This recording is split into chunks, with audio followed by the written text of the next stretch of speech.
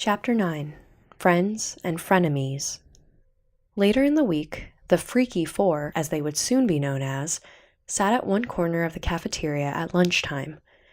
The awkward, certified, ugly orphan, the disturbing goth boy, the psycho wise girl, and the girl who once had it all. They were about as isolated as they could be in that large, open room. Alex held Kara's hand tightly, nervously. She didn't want to do this. She didn't like being so close to Lena. She promised Kara that she didn't have anything else to hide.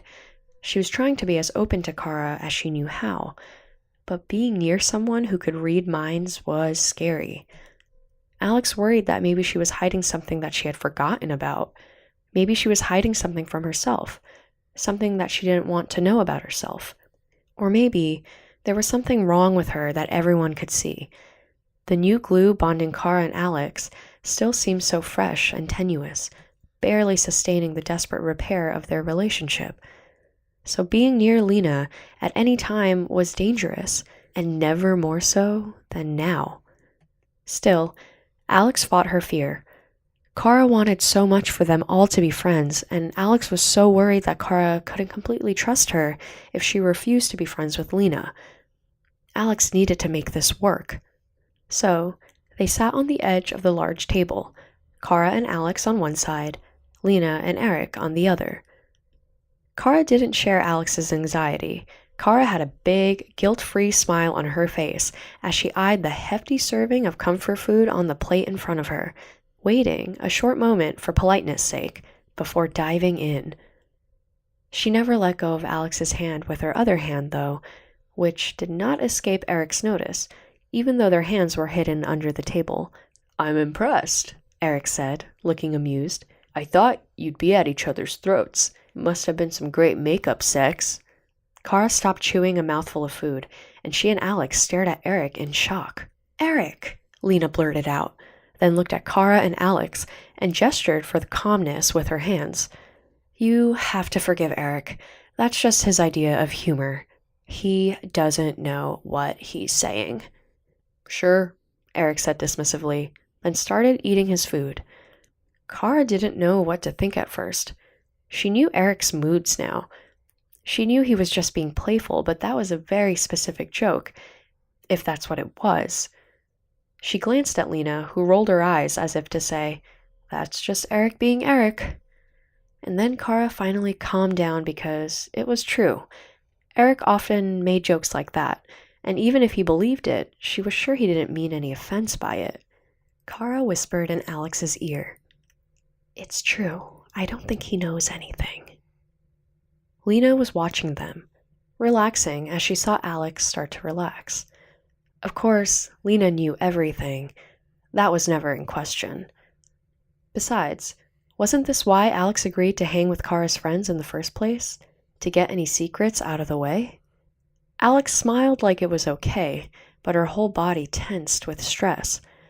And then Kara realized something that she felt stupid for not realizing before. Alex wasn't here to make new friends or to clear the air. Alex only wanted for Kara to trust her again, and she would do anything to make that happen, no matter how painful. Then Kara felt guilty. She didn't want Alex to suffer. She had already forgiven Alex. Alex was really doing this so she could forgive herself. Lena was reading the situation, even if she couldn't read Kara's mind, and she knew exactly what was bothering Alex. She said flatly, "I know this is hard, but you don't need to worry about me. I know more secrets than you can imagine. Big secrets and small secrets that I wasn't supposed to know, so I feel like they're my secrets too. I would be way too ashamed to share them with anyone else. Even the vilest of secrets feels like a gift, given in the strictest confidence. Sometimes I don't want the gift, but I can't reject it, and I don't feel like I have any right to piss on that gift by sharing it with anyone else. Does that make sense?" Kara and Alex nodded, just because they thought they should, but Kara wasn't sure she understood what Lena meant. Lena was a good talker, but everything she said overflowed with meaning. Eric just kept on eating as though Lena was explaining why she chose to wear the blue skirt to school rather than a red skirt. Kara guessed that Lena went on such deep speeches often, but rarely were her speeches this disturbing, so taking Eric's cue, everyone stopped eating, keeping their mind on the food. That's when Kara noticed a pretty girl across the cafeteria staring at them. She gestured for Alex to look up. "Who's that?" Alex had already noticed. "That's Cookie." Kara's mouth dropped. She had seen her before, but she had never put the face together with all the words in the chat room, or how Alex described her. She looked so innocent looking. "Don't stare," Alex admonished Kara. But that didn't stop Cookie from staring at them from across the room.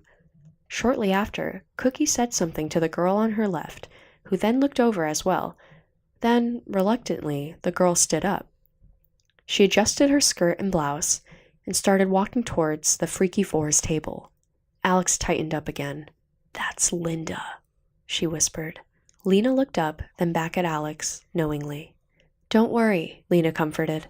"They can't hurt you more than you let them hurt you." Alex felt almost panicky now. "Thanks for the advice, Lena," Kara thought. "Big help." Linda walked right up to Alex. She looked stiff and impatient as she examined the four. She forced herself to look at Kara for a moment, then said with a politeness that was difficult to react to with offense, "You look so much prettier without your glasses." Kara figured it must be a compliment, so she thanked Linda, but Linda had already finished talking to Kara and paid her no mind. She finally said to Alex what she was sent to say. "Cookie wants you to hang out with us." Alex was ready for this. She did not want to make waves, so she replied courteously, "Thank you for inviting me, but I need to spend more time with my sister." Alex gave Kara a quick, tight hug with one arm. Kara smiled as Alex closed her eyes and whispered in Kara's ear that she loved her. Alex was trying to find strength in that love. Linda's mouth dropped in disbelief at the rejection, but she collected herself. "Oh, of course. I'm sure Cookie will understand that family comes first."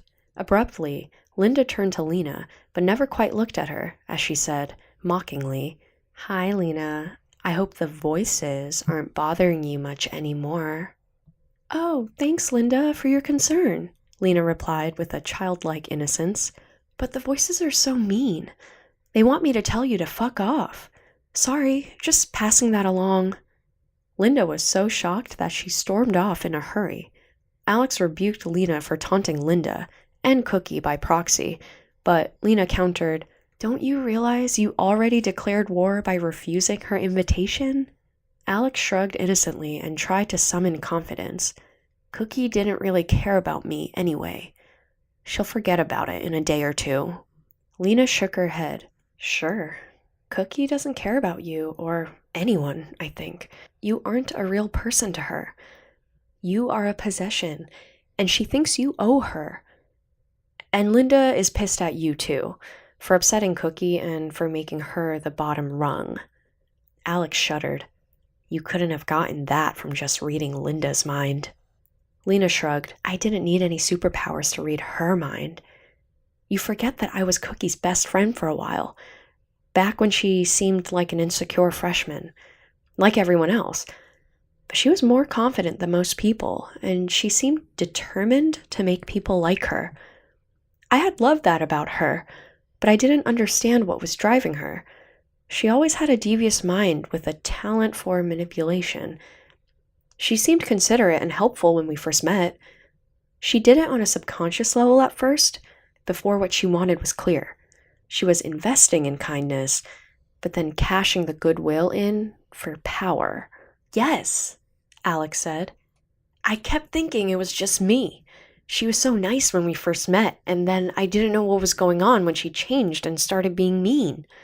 Lena nodded. "After a while, I was getting worried about some of the things that she did, and some of the things that she was thinking. I thought I could help her, and I cared a lot about her back then, so I did what I promised my mom I'd never do. I told her about my ability. She didn't believe me, so I made the huge mistake of telling her exactly what she was thinking. Nobody likes it when I do that. I know that now.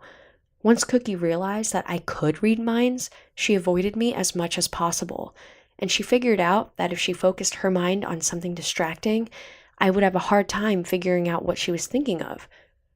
And she was right. Then she plotted ways to destroy me. She and Peggy spread rumors about me that I was hearing voices and that the voices were telling me to do things, dangerous things, perverted things, that I had multiple personalities. And people believed it. Everyone knew there was something weird about me, but I couldn't help but react sometimes to the thoughts I would hear. I mean, it sometimes actually feels like I'm hearing things, voices in my mind.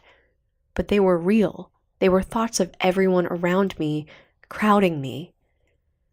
Then one day in the cafeteria, I was sitting right over there, all alone, with everyone just staring at me, and they were thinking the most awful thoughts about me. I can't describe what it felt like. Maybe it felt like being in a car accident that just wouldn't end, Lena said, reminding the girls of what they had just gone through on the bus. Then I totally lost it. I don't even remember what I said or did, but some people thought I might kill myself. Then the police showed up and took me away in handcuffs. I told my therapists, well, everything, and they didn't believe me, so they wouldn't let me go until I proved it. I was better off when they didn't believe me, because then they would have let me go as soon as I felt better. But now they wanted me to stay forever for them to experiment on. They insisted that I needed continuous help, but they didn't really believe that. Not really. After 2 months, my mom finally got me out of there. Well, shit, Alex said in awe. Kara and Eric nodded in agreement. Apparently, even Eric hadn't heard that story before. That's what Cookie did to me. Don't underestimate her, Lena warned. She plans everything in her life like a grandmaster, always thinking 5 moves ahead and willing to sacrifice a friend for the smallest of reasons. I could never keep up. I've only known one other person who thinks like that. Oh my God, Alex gasped as she leaned into Kara. What have we gotten into? Lena looked off into the distance, haunted by the memories of her past. She said ominously, "There are some bullies that no matter how strong you are on the inside, they can still destroy you." Kara gave Alex a quick hug. "It'll be okay. You have all of us now. You don't have to face Cookie alone." Then Kara flashed Lena a look as if to say, "Stop worrying Alex." Lena sighed. "Well, it's true. I had to get through that hell alone. You at least have Kara." Lena thought for a moment. "And you have me too. I know how Cookie can mess with your mind and make you do things you don't want to do. She made me do things I'm not proud of, and I really should have known better." Alex nodded and breathed more easily. "You have me too," Eric said, never looking up from his food. "I hate that bitch." Alex laughed, though Eric didn't seem to be joking. Somehow, his matter-of-fact comment broke the tension. Then Kara and Lena laughed too. "You see?" Kara whispered in Alex's ear. 4 is better than 2. "It just feels weird knowing that Lena's in my head," Alex whispered to Kara, even though Lena could hear her very thoughts. "So now you know what it feels like," Kara whispered in a low, sexy voice, while touching Alex in a very unsisterly manner under the table. "You have been in my head all day." "Behave," Alex said sternly, but then giggled and blushed. Lena and Eric both raised a brow. "Young love," Eric said, like a dismissive old man. Everyone laughed again, then went back to eating with haste. Lunchtime was almost over. Just before lunch ended, Kara caught sight of Cookie, Peg, and Linda at the table far away, looking back at them.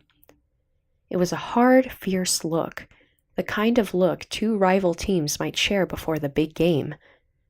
Then, for the first time, Kara realized the seriousness of Lena's warning. The 2 groups at separate tables have become rivals. Alex's old friends were a problem that would not go away. Lunch came to an end. Eric and Lena went one way and the Danvers girls went another. Alex accompanied Kara to the door to Kara's math class. Alex whispered, with a teasing smile and a joking voice, "I'm feeling insecure. I don't think I can get through the rest of the day without a kiss." Her eyes, however, were very serious. Kara kissed her on the cheek. "A real kiss," Alex objected. What are we going to do about this?" Kara asked. Alex nodded down the hall at the auditorium. "The love caves?" Kara asked.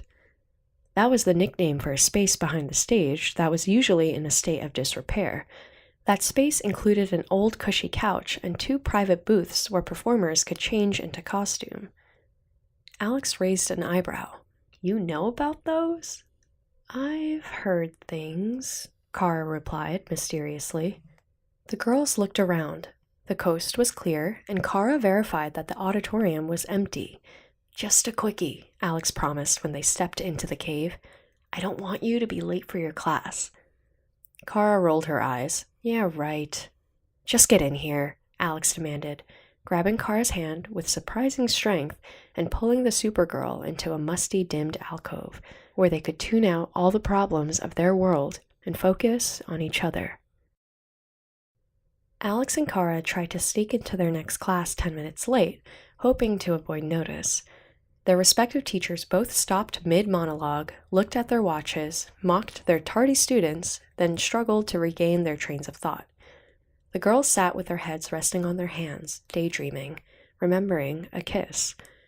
Alex basked in Kara's forgiveness, and Kara was inspired by Alex's boundless atonement. The girls crossed paths between classes, smiled, but resisted the urge to stop in the middle of the hall and continue where they had left off in the love cave. They finished their last class, and the girls met between their classrooms before going to their lockers. Alex scolded Kara because she wasn't wearing her bra after having removed it earlier. Kara stuck out her tongue. She didn't even remember where she had left it, and she decided that she didn't ever want to wear a bra again.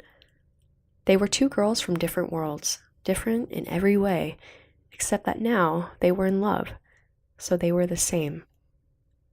They walked with brazen, childlike confidence like Tom Sawyer and Huck Finn if the iconic characters were female, gay, and madly in love. But their confidence was shattered as they neared Alex's locker. A small crowd gathered around Alex's locker while security personnel stood to either side, and the principal was sifting through the contents. Alex's books were stacked in front of the locker alongside a random pile of personal effects. The principal reached into the locker and lifted out a small stack of paper with a familiar array of color and text that the girls immediately recognized as the infamous lists of student body. Alex gasped and said to Kara, "I didn't put those there." But the crowd around the locker all saw the lists and began whispering. Forgotten was the admiration from Alex's heroics a few days before. Dozens of eyes now sought out Alex, and when they found her, they radiated scorn. Kara said nothing, but she remembered what Lena had warned them about. This was a brilliantly conceived scandal, timed to explode the moment school ended, and everyone was around to watch it unfold. Alex looked at the ground, shaking her head. "Cookie knows my locker combination." All of Cookie's friends knew each other's combinations to prove their trust in each other. Kara hugged Alex, saying over and over, "It will be okay." "Oh, how cute," Cookie said, sounding like she meant it, as she appeared from within the crowd. Linda and Peg were beside her like twin dogs on an invisible leash. Cookie then almost yelled out, something like a pissed-off authority when she said, loud enough for bystanders to hear, "I never realized how mean you are, Alex. Just because you said we were pretty. Did you think that we'd forget that you were dumping on other girls? Tisk tisk, for shame." Alex stared at Cookie in disbelief. She struggled to think of words to defend herself. Peggy looked at Kara, shaking her head. "It's amazing that you stick by your sister even after she trashed you. Don't you have any pride?" If anyone looked at Peggy's face, they would see the smile that betrayed her. Kara was about to yell back and demand that Peggy mind her own business, but Cookie spoke up first. "It's almost as though they are hiding something," Cookie offered, as if lost in thought. Then she flipped a tiny camera out of her pocket and snapped a picture of the Danvers girls and showed it to Peg, who shrugged. "Better than the pic in the cave. That was a bit too dark, hard to see, but I love the pics from the cinema. That was quite a love story, wasn't it?" "Those pics were magical." Linda nodded. "They should really pay more attention to their surroundings." "Oh, yes," Cookie nodded thoughtfully. "They need to think before they act, before they make their situation any worse." Suddenly, the principal's voice boomed above all other voices. "Alex Danvers!" The Danvers girls looked up at the tall man who seemed to tower over them. "I think we'd better talk. In my office now."